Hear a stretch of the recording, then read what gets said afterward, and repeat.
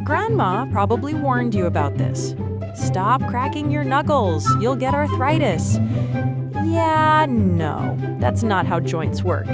Cracking your knuckles is just gas bubbles popping inside the fluid around your joints. That little pop sound? It's science, not destruction. Researchers actually studied it. People who cracked their knuckles for decades had the same joint health as people who didn't. No arthritis, no curse, just satisfying pops. The only thing it might cause is mild annoyance to others, especially in quiet rooms. But that's it. Your fingers are fine. So crack away.